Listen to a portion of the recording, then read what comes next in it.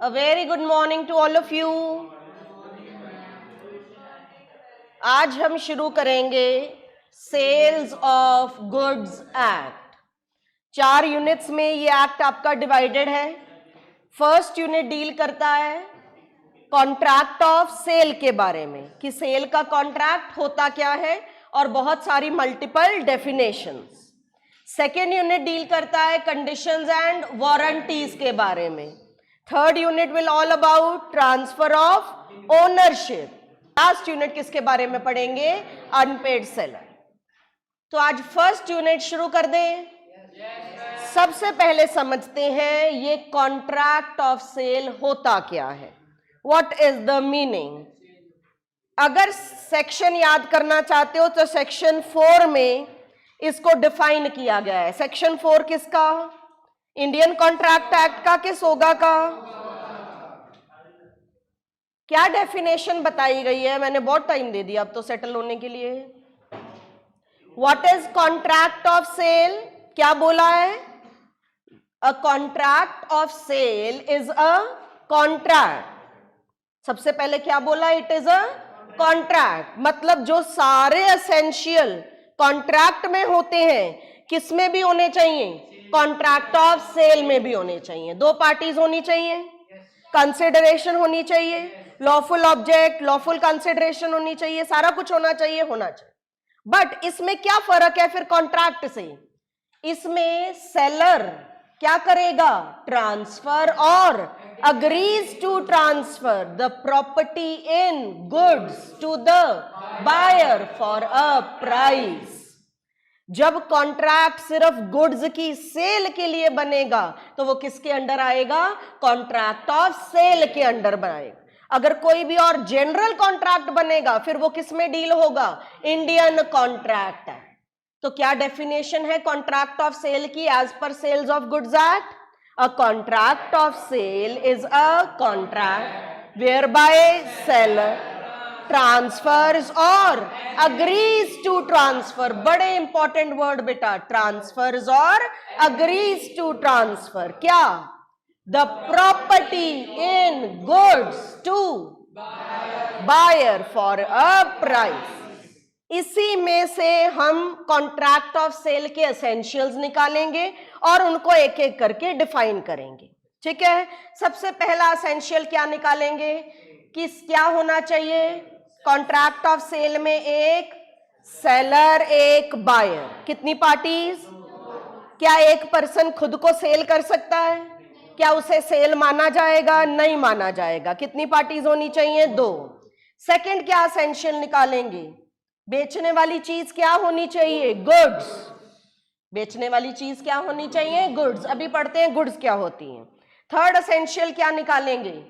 या तो ट्रांसफर करेगा या ट्रांसफर करने का अग्रीमेंट करेगा। वेरी इंपॉर्टेंट बेटा, यहां से 2 बातें निकल के आती हैं कि contract of sale can be done for sale, for absolute sale, और it can be done for agreement to sale. क्या फर्क है सेल और अग्रीमेंट टू सेल में?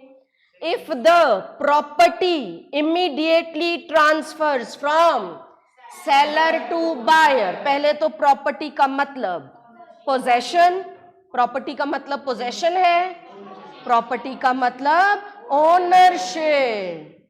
When the ownership immediately transfers from seller to buyer, that is called sale. When the ownership is to transfer at some future date or on fulfillment of some conditions, that is called agreement to sell. और कैसे पता चलता है बेटा cell है agreement to cell है? बहुत सारी टर्म्स और कंडीशंस पे डिपेंड करता है। गुड्स एकदम तैयार हैं, उसी वक्त हो गया है सारा कुछ फाइनल, तो सेल है। गुड्स अभी तैयार होनी बाकी है तो क्या होना है? Agreement to cell. तो क्या कॉन्ट्रैक्ट ऑफ सेल दोनों से डील करता है? सेल से भी डील करता है, एग्रीमेंट टू सेल से भी। आपका बड़ा कॉमन क्वेश्चन है what is the difference between sale and agreement to sale. सबसे पहले पढ़ते हैं सेल क्या होती है। What is sale? Where under a contract of sale the in goods is transfer होनी है कि transferred, transferred from seller to buyer, it is called sale. क्या अग्रीमेंट टू सेल की डेफिनेशन बदलेगी? क्या लिखा है यहां? Where the transfer of properties to take place at और subject to some condition, it is called agreement to sell। ठीक है, तो सेल हुई है कि अग्रीमेंट टू सेल हुआ है, कैसे पता चलेगा? अगर इमीडिएट ट्रांसफर हो गई तो सेल, अगर ट्रांसफर होनी है तो अग्रीमेंट। मैंने आपको बोला जी, आपने मेरे साथ ये मोबाइल खरीदने का अग्रीमेंट कर लिया, मैंने आपको बोला अभी ये रेडी नहीं है, 2 दिन बाद रेडी हो जाएगा, ले जाना। क्या हुआ है हमारे बीच? Agreement to sale. क्या गुड्स हैं? गुड्स हैं, बट फिर भी क्या हुआ है? एग्रीमेंट।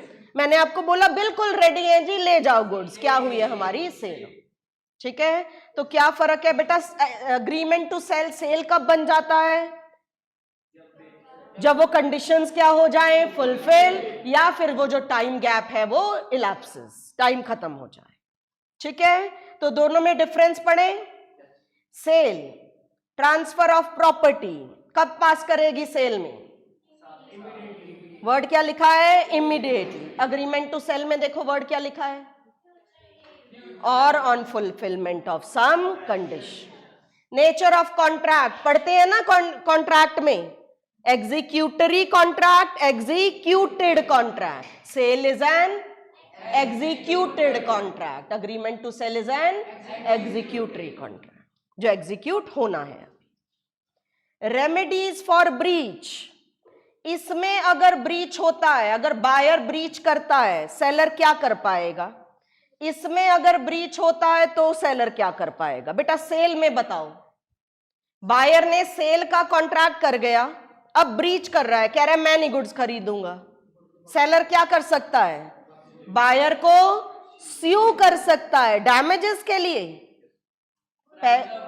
गुड्स की प्राइस के लिए। साथ में क्या मांगेगा? डैमेज। सेलर बायर से क्या मांगेगा? पैसे, क्योंकि property has passed from seller to buyer. इधर पैसे मांग पाएगा? नहीं मांग पाएगा। इधर क्या मांग पाएगा? सिर्फ और सिर्फ damages and not the price. दोनों में फर्क पता चला है? ब्रीच कौन ब्रीच कर रहा है? यहां हल्का सा हिंट लिखना है तो लिख लो, ब्रीच कौन कर रहा है? बायर। लायबिलिटी ऑफ पार्टीज पढ़ दो भाई, ये वाला पॉइंट देखो। रेमेडीज फॉर ब्रीच, किसको रेमेडी दे रहे हैं ये हम? सेलर को। ब्रीच कौन कर रहा है? बायर। कहते अगर सेल के कॉन्ट्रैक्ट में बायर ने क्या किया? ब्रीच। ब्रीच मतलब पहले कॉन्ट्रैक्ट कर गया, अब कह रहा है मैं पैसे नहीं दूंगा या मैं कॉन्ट्रैक्ट फुलफिल नहीं करूंगा। सेलर की कर सकूंगा? सेलर स्यू दोनों केसेस में कर सकेगा, बट सेल में किस चीज के लिए स्यू कर सकेगा?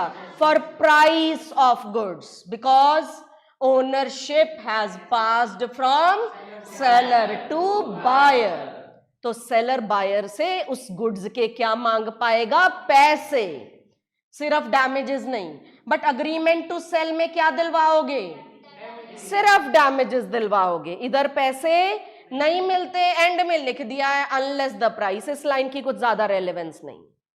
तो अग्रीमेंट टू सेल में क्या मिलते हैं? डैमेजेस, क्योंकि अभी तक ओनरशिप ट्रांसफर नहीं हुई थी। सेलर वो गुड्स किसी और को बेच सकता है और बायर से क्या ले सकता है? अपने नुकसान की भरपाई। इधर पैसे भी मांगेगा और नुकसान की भरपाई भी मांगेगा। ठीक है। लायबिलिटी ऑफ पार्टीज, बेटा अगर गुड्स डिस्ट्रॉय होती हैं, बताओ जी सेल में किसका लॉस? अगर गुड्स डिस्ट्रॉय होती हैं सेल के कॉन्ट्रैक्ट में किसका लॉस? पक्का? फिर इतना डर के क्यों बोल रहे हो? किसका लॉस है? बायर का। अग्रीमेंट टू सेल में risk follows ownership, section 26 of SOGA, very important. Risk किसका? जो गुड्स का ओनर। सेल्स ओनर कौन? देखो लायबिलिटी ऑफ बायर। तो इधर ओनर कौन? Seller. Burden of risk same जी गल है, देखो पढ़ के दोनों पॉइंट सेम जी गल्लां कर रहे हैं, एक लाइबिलिटी बारे गल कर रहे हैं, एक बर्डन बारे गल कर रहे हैं। ठीक है, यहां वही लाइन लिख दी। ठीक है जी। अबाउट नेचर ऑफ राइट्स, दो तरह के राइट्स होते हैं ना, जस इन रेम, जस इन पर्सोनम। जस इन रेम की हुंदे ने वो राइट जो आपको पूरे वर्ल्ड के अगेंस्ट मिलता है, that is called right in rem. जो आपको सिर्फ एक पर्सन के अगेंस्ट मिले, that is called right in personam. Sale के कॉन्ट्रैक्ट में बायर को कौन से राइट्स मिलते हैं? राइट्स इन रेम, क्योंकि वो गुड्स का क्या बन जाता है? ओनर। क्या बेटा वो पूरी दुनिया को बोल सकेगा कि ये गुड्स मेरी हैं? बोल सकेगा, क्योंकि वो गुड्स का क्या बन चुका है? ओनर। बट इधर अभी वो ओनर नहीं बना, तो वो पूरी दुनिया को बोल सकेगा कि मैं गुड्स का ओनर हूं? सिर्फ किसको बोल सकेगा? सेलर को, कि भाई तेरे साथ मेरा क्या हुआ था? एग्रीमेंट। अब इन गुड्स का ओनर मुझे बना दे, चाहे आज की डेट में तू ओनर है, बट कल को ये गुड्स किसकी होने वाली है? मेरी। तो यहां कौन से राइट्स मिलेंगे? राइट्स इन पर्सोनम। यहां कौन से मिलेंगे? Rights in rem. समझ रहे हो? बातें समझ आ रही हैं? बड़ा इंपॉर्टेंट डिफरेंस है बेटा, 6 to 7 मार्क्स में भी पूछा जाता है। राइट ऑफ रीसेल, बताओ जी, सेलर को सबसे पहले तो ना ये जो बेसिस है ये समझना है आपने किस व्यू पॉइंट से दिया है। राइट ऑफ रीसेल, सेलर की बात हो रही है। क्या सेल के कॉन्ट्रैक्ट में सेलर गुड्स को रीसेल कर पाएगा? क्यों? क्योंकि गुड्स किसकी हो चुकी हैं। तो कैन लिखा है कि कैन नॉट? इधर राइट साइड कर पाएगा, क्योंकि अभी भी वो गुड्स का क्या है? ओनर है। अब ये दो पॉइंट्स ध्यान से समझो। In case of insolvency of seller, seller insolvent हो रहा है, समझ रहे हो? कौन अपॉइंट होगा? Official assignee. ऑफिशियल असाइनी की करूंगा बेटा? सेलर दिया सारियां गुड्स इकट्ठियां करूंगा, उनको सेल करेगा और सेलर की क्या पे ऑफ करेगा? लायबिलिटी। अब ये वाला सेल के कॉन्ट्रैक्ट में क्या ऑफिशियल असाइनी गुड्स ले पाएगा? सेल के कॉन्ट्रैक्ट में ऑफिशियल असाइनी गुड्स ले पाएगा? नहीं ले पाएगा, क्योंकि गुड्स ऑलरेडी किसकी हो चुकी हैं? बायर की। Official assignee will not be able to take over the goods. But अगर बायर ने अभी तक क्या नहीं दिए? पैसे, क्या वो पैसे मांग पाएगा बायर से? यस। ये पॉइंट समझ रहे हो? ज्यादा टेढ़ा नहीं करो, सीधा सा पॉइंट है बेटा। आप इंसॉल्वेंट हुए हो, आपके बिहाफ पे कौन असाइन होगा? Official assignee. ऑफिशियल असाइनी की क्या ड्यूटी है? सारे एसेट्स इकट्ठे करो और लायबिलिटीज पे ऑफ करो। मान लो इस केस में सेलर और बायर में एक स्कूटर का कॉन्ट्रैक्ट हुआ था कि एक स्कूटर सेलर ने बायर को बेच दिया था, मतलब बायर उसका क्या बन चुका था? ओनर। सेलर क्या हो गया? इंसॉल्वेंट। अब आपको बताना है क्या ऑफिशियल असाइनी ये स्कूटर बायर से ले पाएगा? नहीं ले पाएगा ना, क्योंकि क्या ट्रांसफर हो चुकी है? ऑफिशियल असाइनी सिर्फ कौन से गुड्स को कंट्रोल कर पाएगा? जिसका ओनर अभी भी कौन है? सेलर। बट अगर स्कूटर के पैसे बायर ने नहीं दिए, क्या वो रिकवर कर पाएगा? कर पाएगा। अब यही केस अग्रीमेंट टू सेल में बता दो। अग्रीमेंट टू सेल में सेलर इंसॉल्वेंट हुआ, क्या ऑफिशियल असाइनी गुड्स ले पाएगा? मान लो गुड्स बायर के पास जा चुकी हैं, बट हुआ है अग्रीमेंट टू सेल, हुआ है एग्रीमेंट टू सेल। गुड्स किसके पास पड़ी हैं? बायर के पास। ओनर अभी भी कौन है? क्या ऑफिशियल असाइनी बायर से गुड्स मांग पाएगा? क्योंकि ओनर कौन है? Seller will acquire control over the goods. इस केस में गुड्स ले ली तो क्या रिकवर मत करवाना? प्राइस। ठीक है। अब मुझे बताओ, अगर ये पॉइंट आपको समझ आ गया, ये पॉइंट आप लोग मुझे समझाओ। अब बायर इंसॉल्वेंट करो, सेल के केस में बायर इंसॉल्वेंट करो।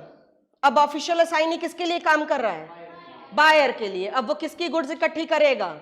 बायर की। तो अब बताओ, सेल के केस में क्या ऑफिशियल असाइनी गुड्स ले पाएगा? क्योंकि ये गुड्स किसकी हैं? बायर की हैं। Official assignee will have control over the goods. Agreement to cell में उल्टा कर दो, अग्रीमेंट टू सेल में गुड्स अभी भी किसकी है? सेलर की, बायर उनका ओनर, तो यहां कोई गुड्स के ऊपर कंट्रोल नहीं। अगर फंडास क्लियर हैं तो ये डिफरेंस आप आसानी से लिख पाओगे, और डिफरेंस आता है तो सारे पॉइंट्स लिख के आओगे। ठीक है जी, देखो एक बार किसी भी पॉइंट में हल्का सा भी कोई भी डाउट लग रहा है तो हम क्लियर करते हैं।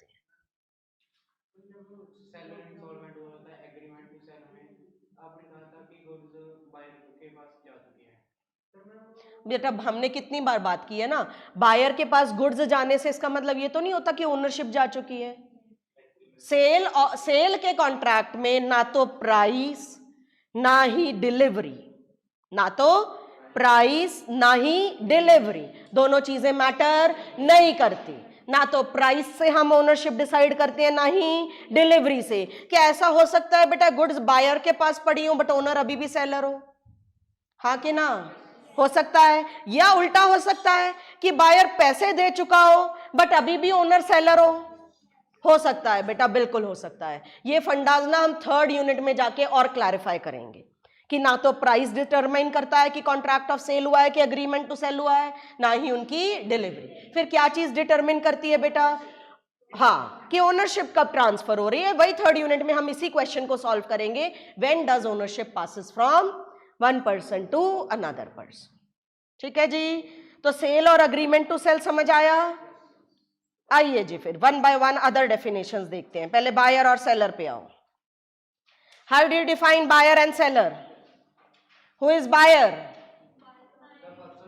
Person who or agrees to buy. Who is seller? कल्ला सेल्स क्यों नहीं लिखा बेटा? नाल अग्रीज टू सेल क्यों लिखा? क्लियर है, क्योंकि contract of sale includes both sale as well as agreement. बहुत अच्छी। गुड्स की डेफिनेशन बड़े अच्छे से करना। गुड्स क्या होता है? Every kind of movable property except actionable claims and money. दो चीजें गुड्स नहीं है, बाकी हर तरह की मूवेबल प्रॉपर्टी गुड्स हैं। क्या ग्रोइंग क्रॉप, स्टॉक, शेयर, ये सब गुड्स हैं? जो चीजें बेटा जमीन से जुड़ी होती हैं वो गुड्स होती हैं, provided they are separated from land before or at the time of contract of sale. अच्छा, पानी, इलेक्ट्रिसिटी, ये सब गुड्स होती हैं? बिल्कुल होती हैं बेटा। एफडीआर, फिक्स डिपॉजिट की रिसीट्स गुड्स होती हैं?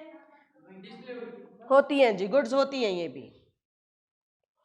ठीक है, वहां तो शो हो रहा है, कोई बात नहीं, कोई बात नहीं, वहां ठीक है। नहीं नहीं, वो एकदम से लाइट गई ना।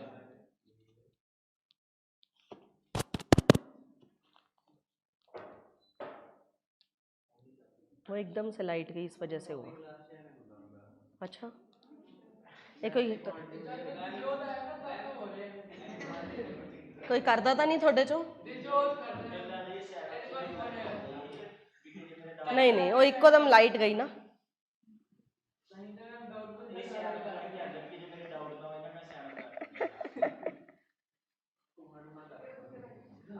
आ गया ये आवाज, ये चो ही आ रही है। अरे आओ नीचे बैठो।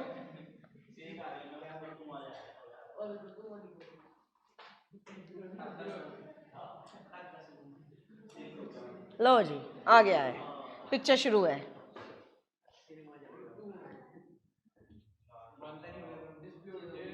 अरे आ गया यार।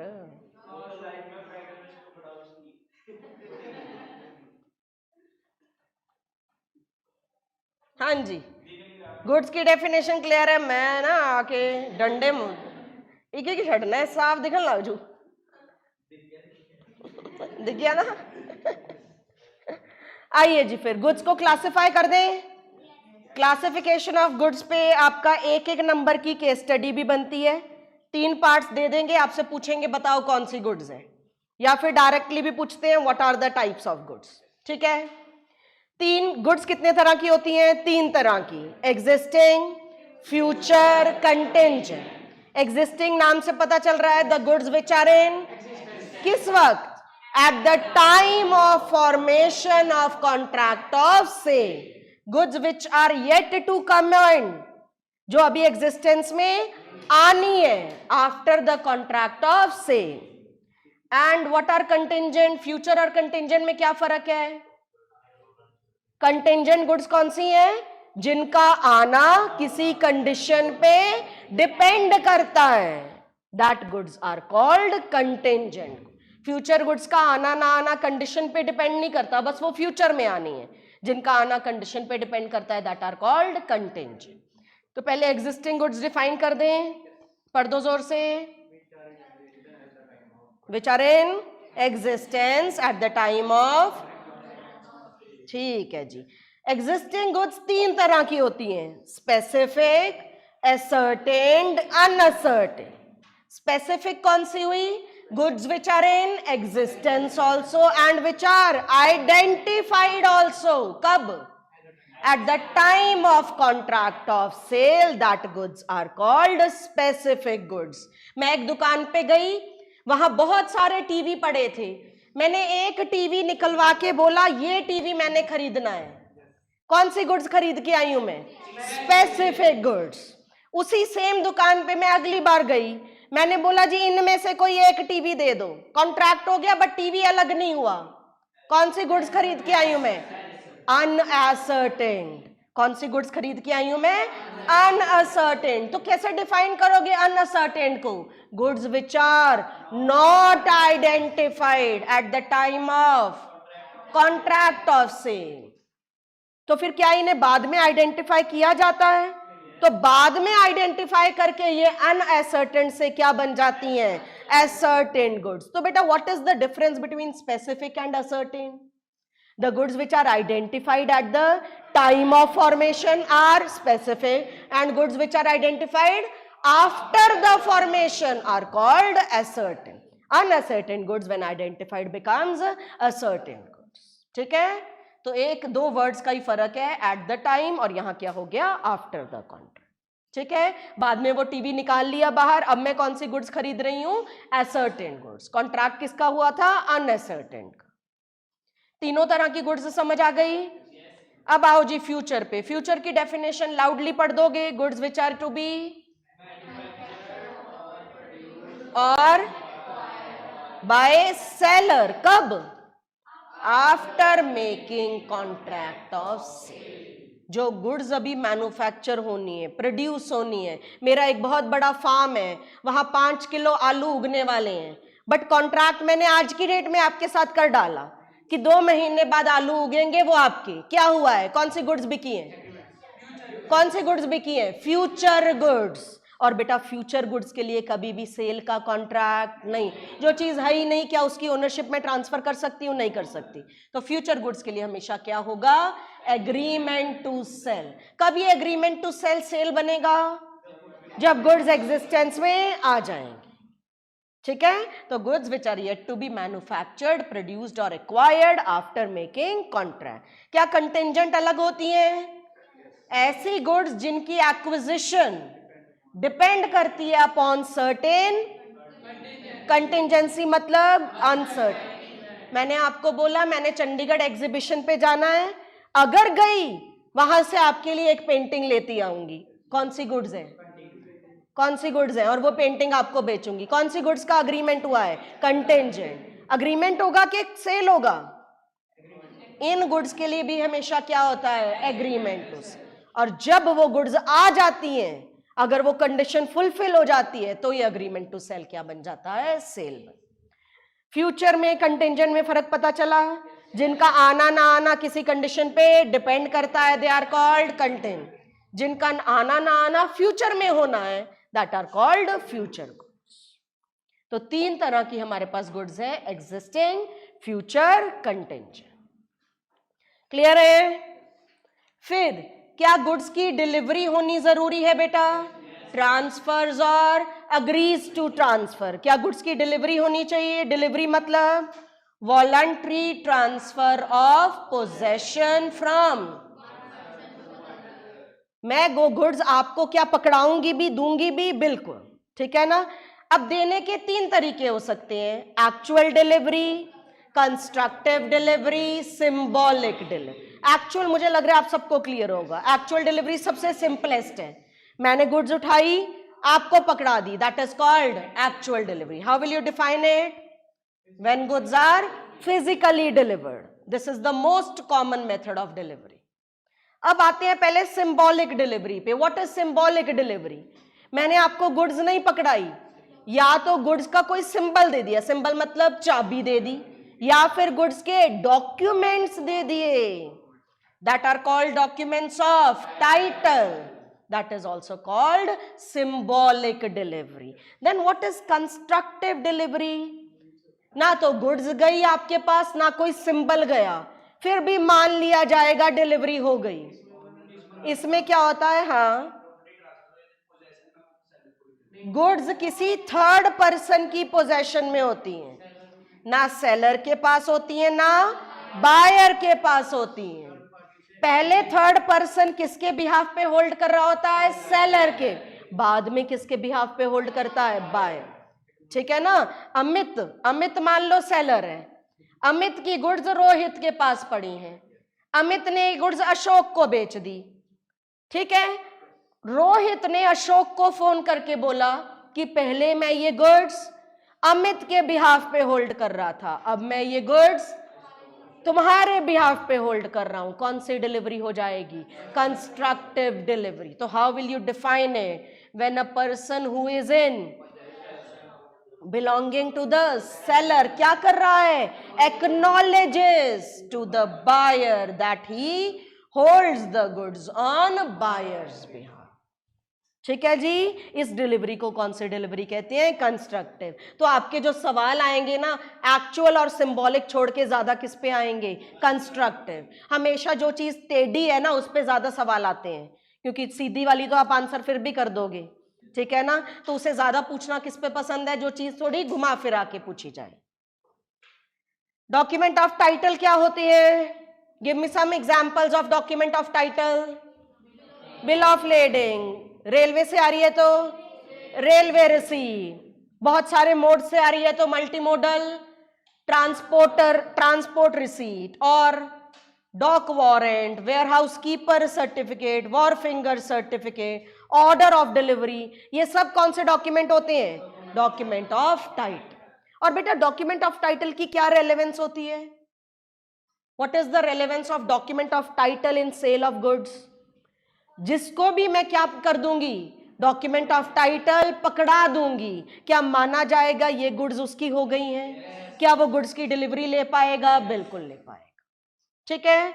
यहां पे ना एक ये चीज पढ़ना, सिर्फ एक डॉक्यूमेंट है which is not document of title, which is document showing title, that is share certificate. बस यहां इतना सा है. शेयर सर्टिफिकेट जिसको पकड़ा दिया जाता है उसके शेयर्स नहीं होते, उसकी बहुत सारी फॉर्मेलिटीज हैं जो करवानी पड़ती. ठीक है जी. यहां तक क्लियर है? मर्केंटाइल एजेंट की डेफिनेशन बड़े अच्छे से कर लेना. सेल्स ऑफ गुड्स में एजेंट का कोई भी सवाल आता है आपका कहां से शुरू होगा? From the definition of mercantile agent. हम आगे जाके ना सेल बाय नॉन ओनर्स पढ़ेंगे, वहां सबसे पहला पॉइंट ही क्या होगा? Sale by mercantile agent. वहां भी दोबारा डेफिनेशन आएगी तो आपकी मर्जी है, यहां से करनी है यहां से करो, वहां से करनी है वहां से करो, लिख के जरूर आनी है. Who is mercantile agent?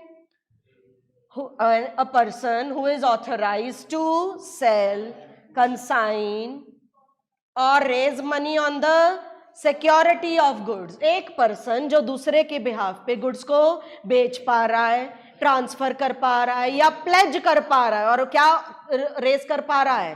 पैसे रेज, लोन रेज कर पा रहा है, that agent is called mercantile. क्या उसका किया गया काम प्रिंसिपल पे बाइंडिंग होता है? बिल्कुल बाइंडिंग होता है. मर्केंटाइल वर्ड क्यों लगाया बेटा? कल्ला एजेंट क्यों नहीं बोल सकते थे? मर्केंटाइल वो एजेंट होता है हु डील्स इन गुड्स. तो हम यहां अकेला एजेंट ना बोल के कौन सा एजेंट बोलते हैं? Mercantile agent. अकेला एजेंट हम एजेंसी वाले चैप्टर में पढ़ते हैं. प्रॉपर्टी वर्ड था ना सेल के डेफिनेशन में. What is the meaning of property? Possession और ओनरशिप? ओनरशिप. प्रॉपर्टी का मतलब ओनरशिप. क्या ट्रांसफर होनी चाहिए सेल के कॉन्ट्रैक्ट में? General property. दो तरह की प्रॉपर्टी होती है, जनरल, स्पेशल.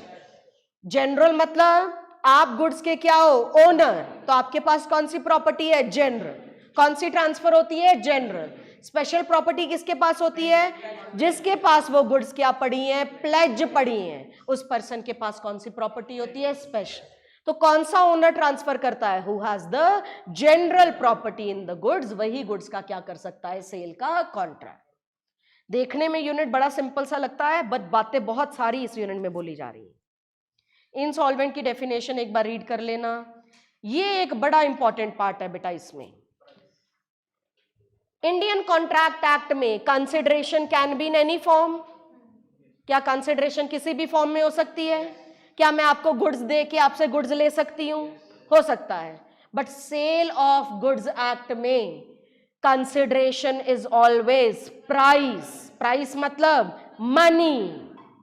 मैं आपसे अगर गुड्स दे के गुड्स ले रही हूं तो वो सेल ऑफ गुड्स के अंडर सेल का कॉन्ट्रैक्ट नहीं है, उसे हम क्या मानते हैं इसके अंडर? बार्टर। ठीक है ना? तो सेल ऑफ गुड्स में हमेशा क्या वापस आएगा? बायर सेलर को क्या देगा? पैसे। क्या आधे पैसे आधी गुड्स हो सकती हैं? हो सकता है। पार्टली मनी पार्टली गुड्स हो सकती हैं, बट टोटली गुड्स नहीं हो सकती। इस पे स्पेसिफिकली बेटा 2 से 3 नंबर की केस स्टडी आती है। ठीक है जी? Partly in goods partly in cash हो सकता है। आपको यही बताते हैं, आप एक पुराना टीवी सेट लेके गए हो, बदले में नया टीवी सेट ले आए और 10,000 कैश दिया। पुराना टीवी सेट दिया, 10,000 कैश दिया, नया टीवी सेट आ गया। क्या सेल का कॉन्ट्रैक्ट है? बट आपसे बोलेंगे फिर गुड्स दे आए हम, तो फिर आप कैसे समझाओगे? Partly in goods partly in price हो सकता है, टोटली गुड्स नहीं हो सकता। टोटली गुड्स क्या बन जाता है? बार्टर बन जाता है। ठीक है जी, यहां हमारी डेफिनेशंस खत्म होती हैं। डेफिनेशंस के बीच में ही ना बेटा एक असेंशियल एलिमेंट्स वाला टॉपिक है कि सेल ऑफ कॉन्ट्रैक्ट में क्या क्या असेंशियल एलिमेंट्स हैं, ये पूरे डेफिनेशन से निकाले हैं। पहला क्या असेंशियल एलिमेंट है? क्या होनी चाहिए? 2 पार्टीज। सेकंड, सब्जेक्ट मैटर क्या होना चाहिए? Goods. Third, price will always be in the form of money, never in. क्या ट्रांसफर होनी चाहिए? Property. Sale of contract can be absolute or condition, and all other essentials of a valid contract भी इसमें present होने चाहिए। तो अगर essentials पे क्वेश्चन आता है तो आप ऐसे करके ही लिख के आओगे। आपको बोलते हैं define contract of sale and its essentials. चलिए जी, अब डिफरेंसेस कर लें। अगला डिफरेंस जो आपका बड़ा इंपॉर्टेंट है, that is the difference between sale and hire purchase. यही 2 डिफरेंस हैं जो बहुत कॉमनली इस चैप्टर में से आए हैं। सेल और बेलमेंट का आगे जो है वो थोड़ा बहुत कम ही पूछा जाता है, तो मेनली इन दोनों पे फोकस करोगे। ठीक है, अब बात करते हैं सेल और हायर परचेज। क्या कोई फर्क होता है सेल और हायर परचेज में? हायर परचेज क्या होता है बेटा? पहले आपने गुड्स क्या कर ली? हायर। हायर मतलब किराए पे ले ली। बाद में आपका क्या मन बना कि उन गुड्स को क्या कर लेता हूं? परचेज कर लेता हूं। क्या करोगे फिर आप? क्या गुड्स की पूरी प्राइस पे करोगे? बट हायर परचेज में mostly the price is paid in instalments, क्योंकि जब आप किराए पे लेके आओगे पैसे किस में दोगे? इंस्टॉलमेंट्स में। और हायर परचेज में हायरर जो गुड्स हायर करता है इमीडिएटली गुड्स का ओनर नहीं बनता। गुड्स का ओनर कब बनता है? On payment of last instalment. और उससे पहले क्या वो गुड्स वापस कर सकता है? He has right to terminate the contract until payment of last instalment. तो हायरर के राइट्स अलग होते हैं, बायर के राइट्स अलग होते हैं। बायर गुड्स का ओनर होता है, हायरर गुड्स का ओनर नहीं होता। बेटा क्या बायर अपनी गुड्स आगे रीसेल कर सकता है? क्या हायरर कर सकता है? कब तक नहीं कर सकता हायरर? जब तक लास्ट इंस्टॉलमेंट पे नहीं। तो पहले हायर परचेज की डेफिनेशन देखते हैं। कीदी? हाँ बिल्कुल बिल्कुल। Term hire purchase agreement means an under which goods are let on hire and hirer has an option to purchase them as per the terms and condition. अब 3 पॉइंट्स। फर्स्ट, पोजेशन क्या immediately चली जाती है उस person के पास? हाँ, hirer के पास possession is delivered by owner. किस कंडीशन पे जाती है बेटा पोजेशन? कि तुम हर महीने क्या पे करा करोगे? Periodical installments. सेकंड, प्रॉपर्टी कब पास होती है? Only on the payment of last instalment. And ये वाला पर्सन कभी भी इस कॉन्ट्रैक्ट को क्या कर सकता है? Before the property so passes. तो एक बार दोनों में डिफरेंस देखें। बताओ जी, पहला पॉइंट, एक साइड लिख लो सेल, एक साइड लिख लो हायर परचेज। बेसिस क्या लिखे? पहला, time of passing property. Sale में, इसमें ना वो अग्रीमेंट टू सेल मत लेके चलना, क्या मान के चलना? सेल। हायर परचेज में अपॉन पेमेंट ऑफ, ठीक है। पोजीशन ऑफ पार्टी, सेल में जो पार्टी खरीदती है वो क्या होती है? बायर। और इधर सिर्फ हायरर, वो बायर नहीं बनती until payment of last instalment. Termination बताओ जी, सेल में बायर कॉन्ट्रैक्ट टर्मिनेट कर सकता है सेल के बाद? अगर किया तो सेलर के पास क्या आ जाता है? राइट टू स्यू। तो बायर टर्मिनेट नहीं कर सकता। क्या हायर परचेज में टर्मिनेशन हो सकती है? गुड्स वापस करो और बाकी इंस्टॉलमेंट्स पे मत करो। क्या कॉन्ट्रैक्ट खत्म हो सकता है? हो सकता है। Burden of risk of insolvency of buyer, ये पॉइंट समझो ध्यान से। बायर इंसॉल्वेंट हो गया बेटा, या बायर कह दो या हायरर कह दो, है ना। पहले बायर की बात कर रहे हैं। सेल का कॉन्ट्रैक्ट हुआ, बायर इंसॉल्वेंट हो गया। बायर इंसॉल्वेंट हुआ मतलब गुड्स तो ले गया, अभी तक पैसे नहीं दिए। पैसे देने से पहले ही क्या हो गया? सेलर की कर सकूंगा, गुड्स वापस ले लूंगा। बायर ओनर बन गया था गुड्स का। अब वो गुड्स किसके पास जाएंगी? ऑफिशियल। क्या सेलर कुछ भी कर पाएगा? सेलर बस अपने लिस्ट ऑफ क्रेडिटर्स में अपना नाम लिखवा देगा कि कल्लू जे लाइबिलिटीज पे ऑफ हुई ता की कर दियो, मेरी भी लाइबिलिटी क्या कर दी जाए? Pay off. मतलब seller will take the risk, जो किस वजह से अराइज हुआ है? Insolvency of buyer. सेलर कुछ नहीं कर पाएगा क्योंकि प्रॉपर्टी हैज पास्ड। गुड्स का ओनर बायर बन चुका है, सेलर गुड्स को उठा के नहीं ला सकता। हुन दसो हायरर इंसॉल्वेंट हो गया, तुसी कोई चीज किराए ते ले आए, तुसी इंसॉल्वेंट हो गए, की करूगा वो बंदा? क्या आके गुड्स चक के ले जाऊगा कि वेट करूंगा? बिल्कुल भी नहीं। Owner will take no risk if hirer fails to pay any instalment. Owner has right to take back the goods. ठीक है। ट्रांसफर ऑफ टाइटल, बायर आगे किसी को गुड्स बेच सकता है, हायरर बेच नहीं सकता। रीसेल वाला भी सेम पॉइंट है, बस कहने का तरीका अलग है। यहां किस पॉइंट से समझा दिया? ट्रांसफर ऑफ टाइटल, यहां क्या बोल दिया? रीसेल। समझ आ गया है? समझा पाओगे हायर परचेज क्या होता है? बहुत बहुत कॉमन क्वेश्चन बेटा। सेल बेलमेंट एक बार रीड करके देखना और सेल वर्क एंड लेबर एक बार रीड करके देखना, ठीक है। मुझे बताना अगर इसमें कोई भी डाउट आता है तो। सेक्शन 5, जो अभी मैंने आपको बातें बताई थी ना कि सेल ऑफ गुड्स में ना तो प्राइस मैटर करती है, ना ही डिलीवरी मैटर करती है। ना तो प्राइस से पता चलता है सेल का कॉन्ट्रैक्ट हुआ है कि अग्रीमेंट टू सेल, ना ही डिलीवरी से पता चलता है। कहते हो सकता है कॉन्ट्रैक्ट हुआ हो सेल का, डिलीवरी क्या हो गई हो? इमीडिएट, और पेमेंट ऑफ प्राइस भी क्या हो गई हो? इमीडिएट। बट क्या हो सकता है, और क्या हो सकता है बेटा? Delivery is made at some future day, या और क्या हो सकता है? डिलीवरी और पेमेंट दोनों किस में जानी हो? इंस्टॉलमेंट्स में, या डिलीवरी और पेमेंट दोनों किस में होनी हो? Some future day. तो ना तो डिलीवरी बताती है कि सेल का कॉन्ट्रैक्ट हुआ है कि नहीं, ना ही प्राइस बताती है। फिर क्या बताता है बेटा?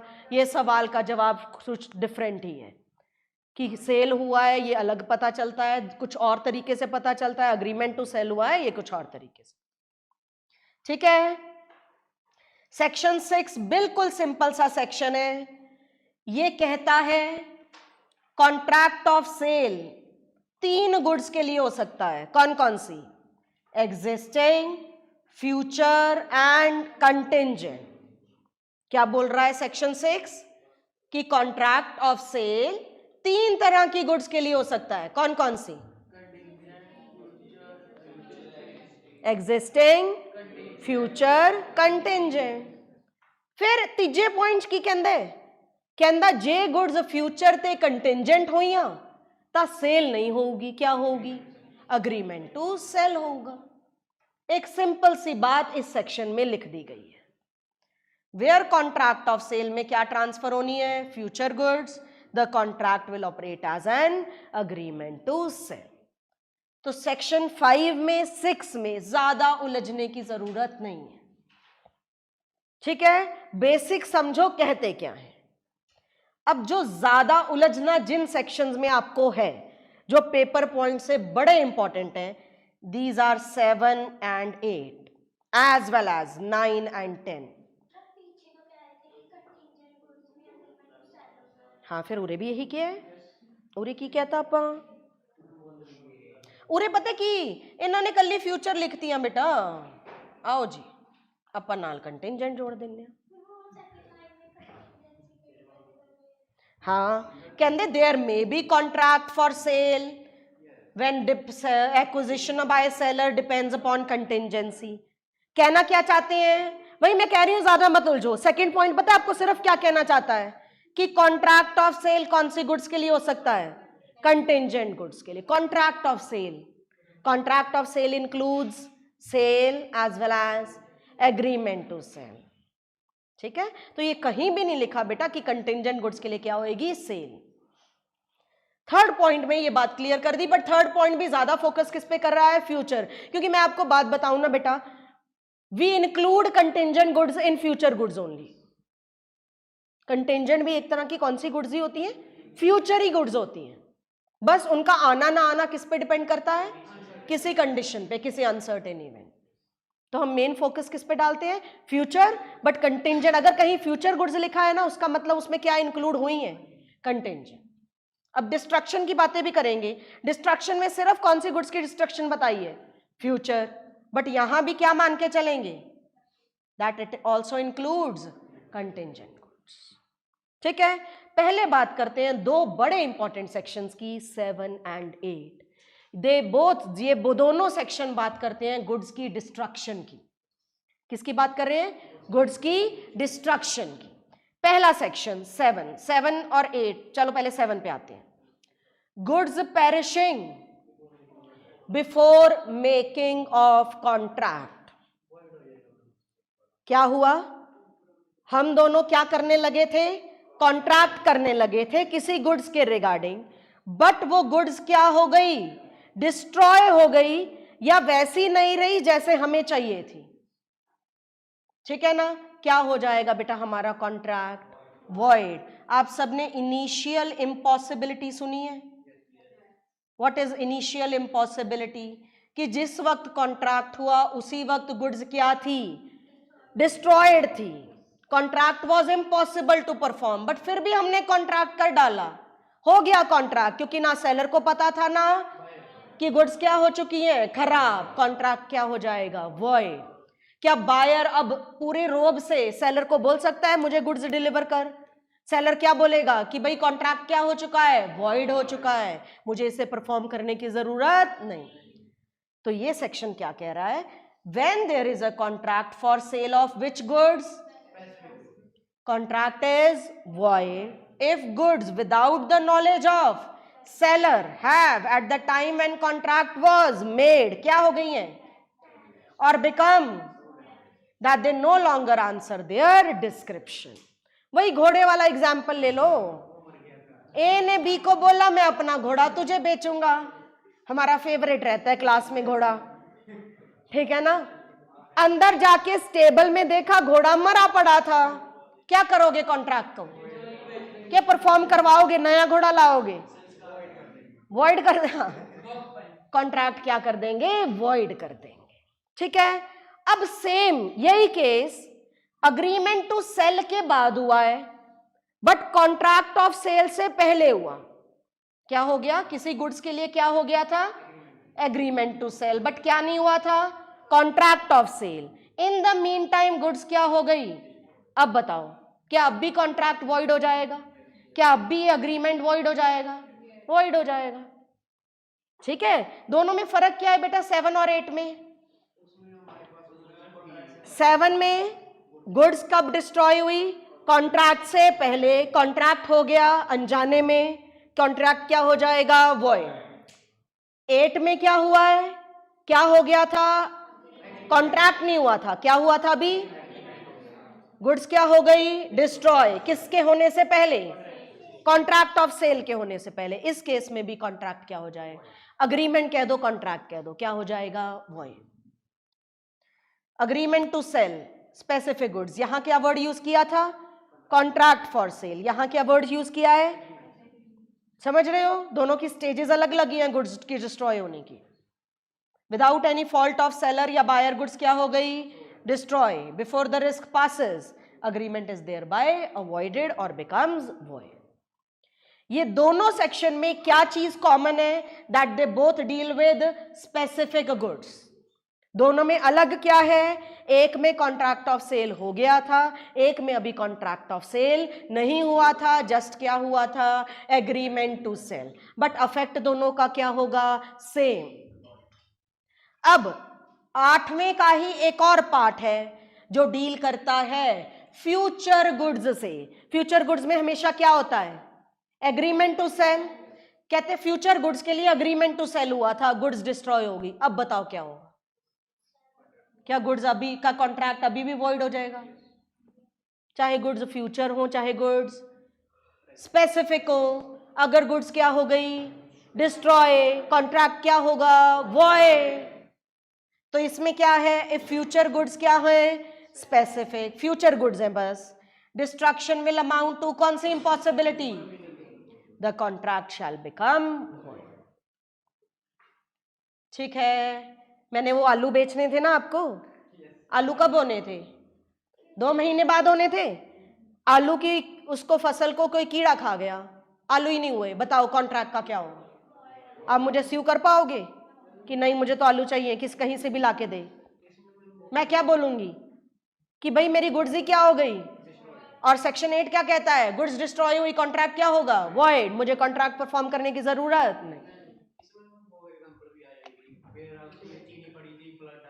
हाँ ठीक है, चीनी सीमेंट का एग्जाम्पल आता है। सीमेंट इतना डिस्ट्रॉय हो गया that it no longer answer to their description, मतलब पत्थर बन गया। ठीक है ना, वेयर हाउस में सीमेंट पड़ा था, बारिश आई या फ्लड आया, सीमेंट क्या बन गया? पत्थर। कॉन्ट्रैक्ट का क्या करोगे? कॉन्ट्रैक्ट का क्या करोगे? वॉइड कर दोगे। बस देख लेना अग्रीमेंट टू सेल हुआ है कि कॉन्ट्रैक्ट ऑफ सेल हुआ है। ठीक है, करेंगे सॉल्व इससे रिलेटेड क्वेश्चंस भी। अब आओ सेक्शन 9 और 10 पे, बड़े इजी और बड़े इंपॉर्टेंट से सेक्शंस। सेक्शन 9 क्या कहता है? सेक्शन 9 क्या कहता है कि कॉन्ट्रैक्ट ऑफ सेल में प्राइस फिक्स करने के बहुत सारे तरीके हैं। ठीक है, क्या क्या तरीके हैं प्राइस फिक्स करने पे कि किस प्राइस पे गुड्स बेची जाएंगी? या तो price can be fixed by the contract, मतलब पार्टीज फिक्स कर दे at the time of formation of contract. और तरीका क्या है? It can be fixed by manner provided by contract, that is by यहां कौन सा सेक्शन प्ले में आ जाएगा? 10। और तरीका क्या है प्राइस फिक्स करने का? It may be determined bye course of dealing between the party. अब यहां पे ना बेटा एक बड़ा जरूरी सवाल आता है, क्या सेल ऑफ गुड्स में के कॉन्ट्रैक्ट में प्राइस फिक्स करना जरूरी होता है eight the time of formation of contract? मान लो राहुल और आदित्य में एक कॉन्ट्रैक्ट हुआ कि राहुल कहता मैं तुझे अपनी बाइक बेचूंगा, but they failed to discuss the price. They failed to discuss the, is the contract valid or void? Void due to uncertainty of price के वैलिड? सोगा में, सोगा के अंडर, सेल्स ऑफ गुड्स के under कभी भी पैसों की वजह से, प्राइस की वजह से कॉन्ट्रैक्ट वॉइड नहीं होता। चाहे प्राइस फिक्स करना भूल गए फिर भी कॉन्ट्रैक्ट क्या रहेगा? वैलिड। मैम फिर किस प्राइस पे आदित्य ये बाइक राहुल को बेचेगा? सॉरी, राहुल ये बाइक आदित्य को बेचेगा? कौन सी प्राइस? मार्केट प्राइस या course of dealing between the अगर पहले भी मैंने राहुल ने आदित्य को बाइक बेची है, उसी प्राइस पे ये बाइक भी बिक जाएगी, या फिर कौन सी प्राइस डीलिंग में आ जाएगी, मार्केट में। अब section 10, agreement to sell at valuation. Section 10 कब पिक्चर में आता है? जब प्राइस ना तो सेलर डिटरमाइन कर रहा है ना बायर। प्राइस कौन डिटरमाइन कर रही है? एक थर्ड पार्टी। थर्ड पार्टी को क्या बोलते हैं हम? वैल्यूअर। ठीक है ना, हमने डिसाइड कर लिया कि उस प्राइस पे गुड्स एक दूसरे को बेचेंगे जिस प्राइस पे कौन फिक्स कर देगा? वैल्यूअर। तो फर्स्ट पॉइंट क्या कहता है? अगर वैल्यूअर उस गुड्स की प्राइस फिक्स ना कर पाया, प्राइस किसने फिक्स करनी थी? But due to any reason, not because of the fault of parties, valuer price fix नहीं कर पाया, what will happen to contract? The contract becomes void. Parties को अब कॉन्ट्रैक्ट परफॉर्म करने की जरूरत नहीं। बट सेकेंड पॉइंट आता है, अगर किसी पार्टी की फॉल्ट की वजह से वैल्यूअर प्राइस फिक्स नहीं कर पाया, फिर कॉन्ट्रैक्ट अभी भी वॉइड होगा, but party at fault will pay damages to the other party. Valuer ने सेलर से कुछ डॉक्यूमेंट्स मंगवाए थे कि गुड्स के ये डॉक्यूमेंट्स दे दे ताकि मैं प्राइस क्या कर लूं? फिक्स कर लूं। सेलर वो डॉक्यूमेंट्स नहीं दे पाया वैल्यूअर को, जिस वजह से वो प्राइस फिक्स नहीं कर पाया। किसकी गलती? कॉन्ट्रैक्ट अभी भी क्या होगा? वॉइड। बट फिर बदलेगा क्या? सेलर बायर को क्या पे करेगा? डैमेज।